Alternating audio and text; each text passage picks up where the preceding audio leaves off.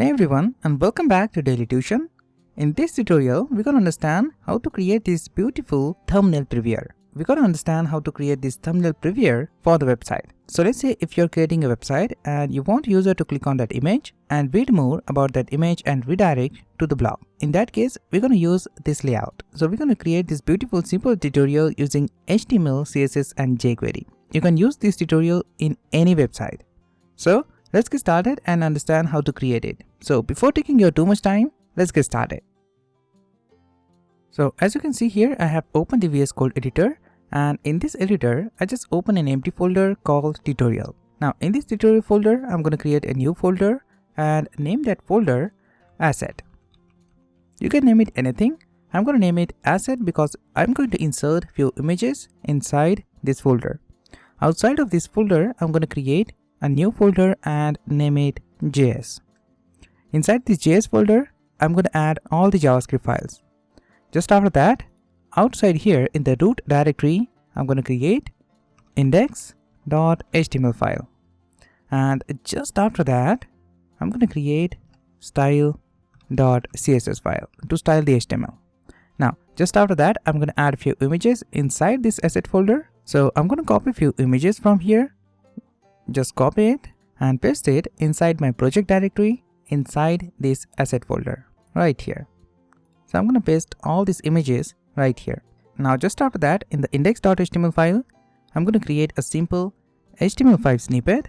So I'm going to add exclamation mark and press enter to create a simple HTML5 snippet. And then I'm going to add here in the title, I'm going to say thumbnail previewer. And just after that, just after this title, I'm going to link my style.css. So I'm going to call link tag and just say here style.css. And in the body section right here, I'm going to first create a wrapper class. So I'm going to say here wrapper. And inside this wrapper, I'm going to have a simple h1 heading tag with the title thumbnail previewer. And just after this h1 heading tag, I'm going to create a container class. So I'm going to just say here container. And inside this container, I'm going to have a grid layout. So before we move on, I'm going to just save this document and just open it in the browser. So I'm going to open it in the live server. So I'm going to right click here and say open with live server. When I click on it, I'm going to have this index.html file in the live server. Now, if you open your browser and open a local host on the port 5500, you're going to get your index.html file. I have here a simple h1 heading tag. I'm going to just toggle this window on the right side like this. Toggle this window on the left side. Now, just after that, I'm going to just minimize it. Now, inside this container, I'm going to have UL tag, and to this UL tag, I'm going to specify a class grid column. So I'm going to just say here call, and inside this grid call, I'm going to have li tag with anchor tag, and I'm going to specify here href attribute, and I'm going to say here id img1. Just after that, to the anchor tag, I'm going to add an image. So I'm going to add here img tag, and in the source attribute, I'm going to specify my image path. So I'm going to specify here asset folder and select my first image. I'm going to duplicate this line. So I'm going to press Alt Shift down key to duplicate these lines. If you're using VS Code, then it's very easy to duplicate all these lines. Now just after that, I'm going to change these images and just specify here image block 2, block 3, this became block 4. And I just want to get rid of this image. So I'm going to just get rid of this last li tag. When I save it, I'm going to have my images right here. I want to specify some style to these images. So I'm going to just open the style.css, and right here, I'm going to specify some style to this layout. So in the style.css file, I'm going to first select the HTML tag, then select the body. To this HTML and body, I'm going to specify width, which is 100%. Then I'm going to specify height, 100%, and I'm going to remove all the margin. So I'm going to say here margin 0, and box sizing is going to be border box. Save the changes. Just after that, just after this HTML and body tag, I'm going to first select the wrapper class, and to this wrapper, I'm going to specify display flex. Then I'm going to specify flex direction, which is column, and then I'm going to specify align items center. When I save the changes, you can see all the items is centered at the document. Just after that, just after this wrapper, I'm going to select the wrapper again, then select h1 heading tag, and now I'm going to just specify some font family and size to this h1 heading tag. So I'm going to first specify here font family, which is monospace, then specify font size. It's going to be 3 rem, padding is going to be 1 rem to the top and bottom, and 0 for the left and right. Save the changes. When I save it, you can see I have this font family applied to this h1 heading tag, and I have some padding to the top and bottom. Just after this h1 heading tag, I'm going to select grid columns.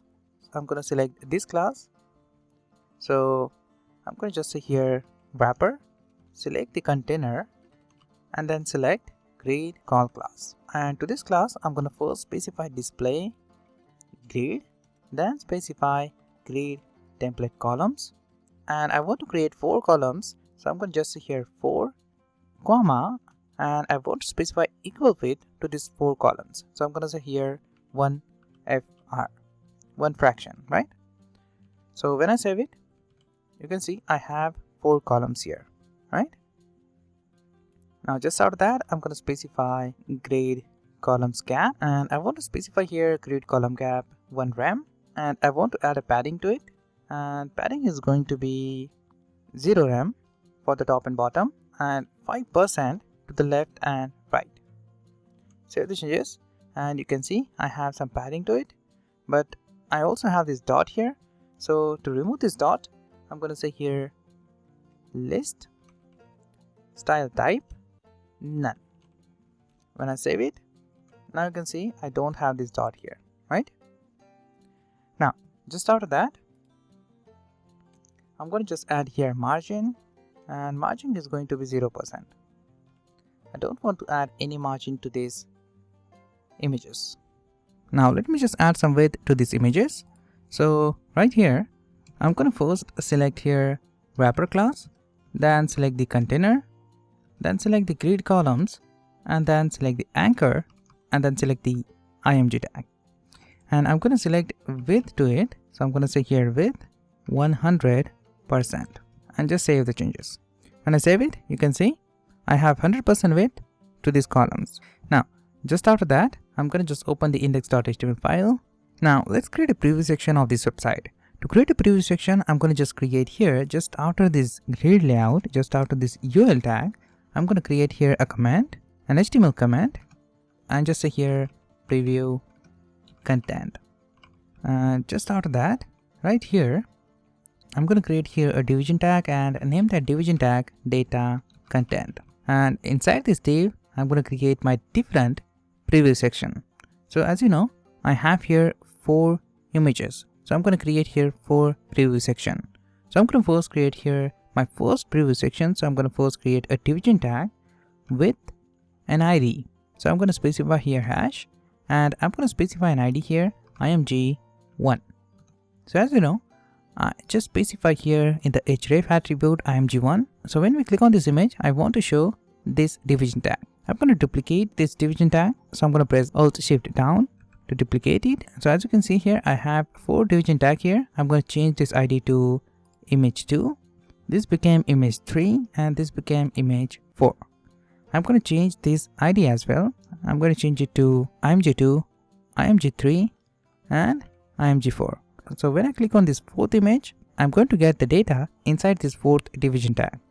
Now in the first div, I'm going to create a division tag with the class blog content, and inside this blog content and inside this blog, I'm going to have an image. So I'm going to just create here image class, and inside this class, I'm going to have my image tag. In the source attribute, I'm going to specify dot / specify my asset folder and select my first image here.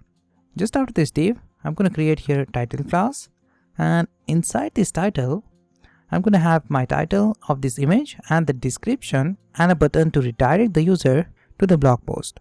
So I'm going to just add here h2 heading tag with some text. So I'm going to add here a demo text. So I'm going to just see here lorem5. This will bring 5 demo words here inside this h2 heading tag. And just after that, I'm going to create a paragraph with a demo text. So I'm going to say here lorem20. When I press tab, I'm going to have 20 demo words inside this paragraph. Now, when I save the changes, you can see I have this image, and this h2 heading tag with a paragraph. Just after that, I'm going to create, just after this paragraph right here, I'm going to create a button and just specify text read more. And to this button, I'm going to specify type, which is button. Then a class is going to be btn block. Now just save the changes and style this preview section. So as you can see, you have your button here. I'm going to just style this preview section. So I'm going to open the style.css, and just after here, I'm going to create a command, and inside this command, I'm going to say preview content. And just after that, right here, I'm going to style this preview section. I'm going to first select the wrapper class, then select the container, and then select data content class. And inside this data content, and to this data content, I'm going to specify position relative. That's it. I'm going to select the wrapper class again, then select the container, and then create a new class called tab content. Now as you can see, we didn't specify this class to any of this HTML element. So I'm going to just open my index.html file and specify this class to this division tag. So I'm going to specify here a class and just specify here tab content, right? Save the changes and just open this style.css. I'm going to first specify overflow, hidden, then specify position, absolute, and I'm going to specify left property 0. I'm going to specify width is going to be 90%, and margin is going to be 1% to the top and bottom and 5% to the left and right. When I save it, you can see I have some margin to this tab content. Just after this tab content, I'm going to select block content class. So I'm going to select the block content class, this one. To select it, I'm going to first select the wrapper class, then select the container, and then select tab content, and then say here block content. And to this block content, I'm going to specify first display property, flex, then specify flex direction, row. When I save the changes, you can see everything is in the same row. Then I'm going to specify here background, and I want to specify background color to this preview. So I'm going to say here light blue color, and padding is going to be 2 rem. When I save the changes, you can see I have a light blue color to this background and have some padding. Now just after that, I just want to add some style to this title section. So I'm going to just add here, right here, I'm going to first select the container, then directly select the tab content, and then select title. And to this title, I'm going to specify padding, and I want to add 0 to the top and bottom and 3 rem to the left and right. And save the changes. You can see I have some padding to it. I'm going to select the container again, then select the tab content, and then select the title class and h2 heading tag. And to this h2 heading tag, I'm going to specify font family, and I'm going to select this font family to this h2 heading tag. Just out of that, I'm going to select paragraph. So I'm going to select the container, tab content, the title class, and select the paragraph. And to this paragraph, I want to specify font family, and I'm going to select this font family to this paragraph. Save the changes, and as you can see, I have this font family to this paragraph. Now, just after that, I'm going to simply select this button. So I'm going to select the container class, the tab content class, and select block content and select the button. And now to this button, I'm going to add padding 0.5 rem to the top and bottom and 2 rem to the left and right. When I save the changes, you can see I have some padding to this button. I'm going to specify here border, and I'm going to specify 3 pixel solid black border. Just after that, I'm going to specify background, and I don't want to specify any color to it, so I'm going to make it transparent.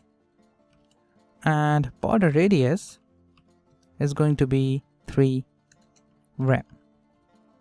When I save the changes, you can see I have this button here. I just remove the background color and specify border radius to it. Just after that, I want to specify font family to it. So I'm going to say here font family, and I want to specify this font family to this button, and I'm going to specify font size, and I want to specify one frame font size to this button, and the last I want to specify cursor pointer. Save the changes, and as you can see I have this button here, and when you hover on it you can see we have this cursor pointer. And just after that I'm going to create here a close span tag. So I'm going to open the index.html, and just after this title division tag right here I'm going to create a span tag and specify close text. Save the changes. When you save it you can see you have this text here, and I'm going to just style this text. So I'm going to first select in the style.css, select the container, then select the tab content, and then select blog content class, and then select the span tag. And to this span tag I'm going to specify padding, which is 0.3 rem and 1 rem to the left and right. Then I'm going to specify color. I'm going to specify tomato here, and I want to specify some font size to it. Font size is going to be 1.3 rem, and cursor is going to be pointer. Save the changes. Now as you can see you have your preview section here. Now what I want, when I click on this second image, I want to display this second image right here, and I want to make this tutorial dynamic. So as you know, to make it dynamic I'm going to use JavaScript. So instead of using vanilla JavaScript, I'm going to use jQuery in this tutorial. So I'm going to open a new tab in the browser and search for jQuery. And from the first website, from the jquery.com, I'm going to just copy jQuery code. So I'm going to click on this download jQuery. I just click on this download the compress production jQuery 3.4.1, and don't confuse with this code. Just copy it by pressing Ctrl A. Just copy it, and in your project just create a new file inside this JS folder. So I'm going to create here a new file and name it jQuery 3.4.1 and specify extension JS. Save the changes, and in this jQuery file I'm going to paste all this content. So I'm going to paste it right here.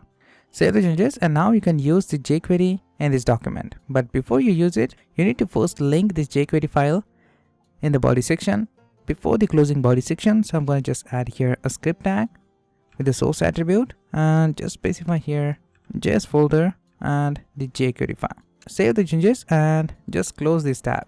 Right now, just after that I'm going to just create one more file, which is a custom JavaScript file, and name it main.js, and just link this file right here using the script tag. In the source attribute I'm going to say JS folder and select main.js file. Make sure you include this custom JavaScript file just after this jQuery, because we are going to use the jQuery inside this main.js file. So I'm going to first open the main.js, and right here I'm going to first call here document.ready function. So when the document is ready I'm going to call this function, and inside this function I'm going to create a simple click event. So I'm going to first create this click event on the anchor tag. So I'm going to first create a comment here and just say creating click event on anchor tag. Right now, to select the anchor tag using a jQuery, just call the jQuery object, and in this parenthesis in the single quote I'm going to call the CSS selector. So I'm going to first select the container, then select the grid call class, and then select li, and then select the anchor tag. So I'm going to create click event on this anchor tag, and to call the click event just call click and specify parenthesis, and I want to call a handler function of this click event. So I'm going to call here a function, and to this function I'm going to pass event parameter. Now what I want, when I click on this image I want to display this preview section. So I'm going to first specify display none to this preview section, and when I click on this image I want to display it. So I'm going to just open the style.css, and inside the style.css I'm going to specify here display none. When I save the changes you can see I don't have any preview, but when I click on this image I want to display this preview section. To do that I'm going to just open the style.css, and after right here I'm going to create a class active and specify display block. I want to add this class to the tab content when I click on the image. So I'm going to open the main.js file. Now what I'm going to do is I'm going to first get click element. So I'm going to just here console.log, and I want to display the click element. So I'm going to call the event parameter and just say here target, and open the browser and just open the inspect tool. As you can see here, when I click on this image, I'm going to get, I just specify here target. It's target. Save the changes. Now you can see when I click on this image, you're going to get an image, right? This is the third image. When you click on this first image, you're going to get your first image here. Now I don't want to get the image. Instead, I want to get an anchor tag. So to get the anchor tag, just call parent element. And now you can see when I click on this first image, it's going to return an anchor tag, right? When I click on this third image, it's going to return the third anchor tag.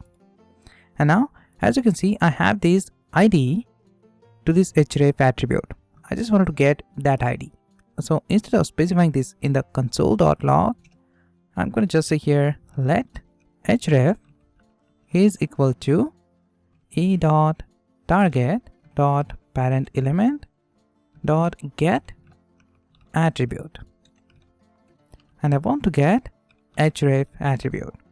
So I'm going to just say here href, just get rid of this console, and right here I'm going to say console.log and then print href.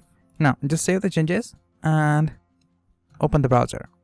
Now when I click on this image, what will be in the console? I'm going to get href value in the console, right?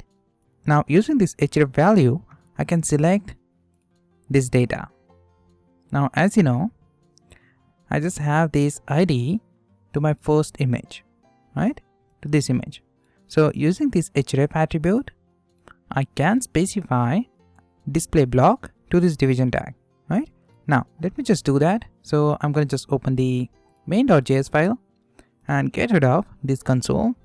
I'm going to just call jquery object and specify href. We know that we have ID in this href, and then just call here toggle class. Now the toggle class method toggles between adding and removing one or more class names from the selected element. So that is why we use toggle class method. Now I want to add active class, so I'm going to say here active. Now just save the changes. When I click on this first image, oops, nothing happened because we are going to override the default property. So I need to specify important keyword to this display property. So when I specify here important, and when I click on this image again, I'm going to get this preview section, right? And if I open the element and just inspect the container, the data content, and when I click on this image again, you can see the active class will remove when I click on this first image. Now you're going to get this type of result.